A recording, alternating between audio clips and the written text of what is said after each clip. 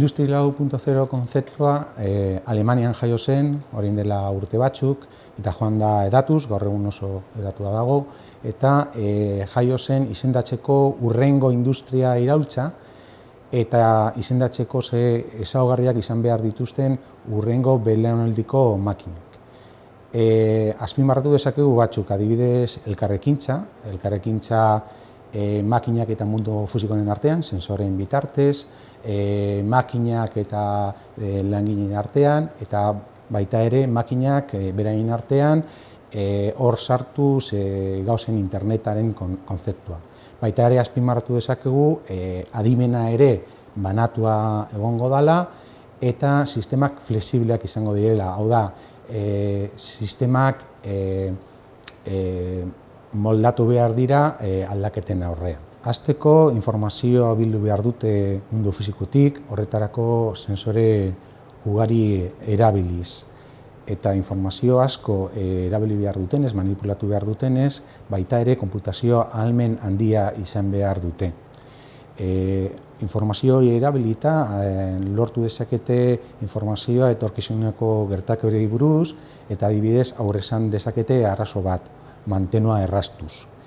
Baita ere adimena egongo da banatua, baina azpimarratu dezakegu komunikazio ahalmen handia izan behar dutela makinen artean eta baita ere langileekin. Imagina dezakegu adibide bat, non langile bat tableta batekin hurbiltzen da makina batengana eta makinak identifikatuko du langile hori eta emango dio behar duen informazioa, burutu behar duen eginkizuna egiteko. Metodologia berriak eta makina berriak agertzen direnean, normalean edatzen dira pixkanaka eta lehenago erabiltzen dira balio erantzi handia duten produktuetan.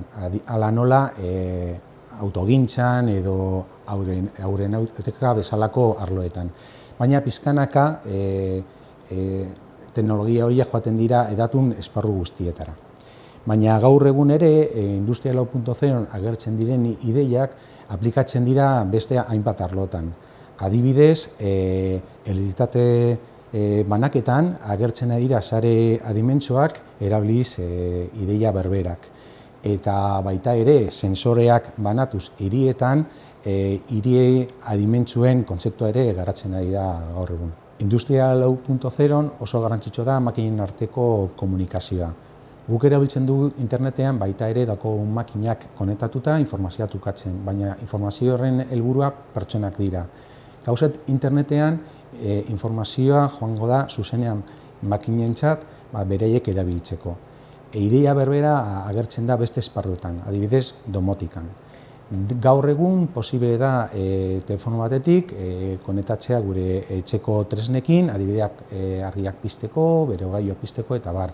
Baina gauzen internetarekin egiten dugu beste jauzi bat eta adibidez posible izango da joaterakoan etxera kotxean, kotxeak berak bidaltzea informazio hori gure etxeko tresnei eta eginkizun automatiko horiek egitea guk parte hartu gabe.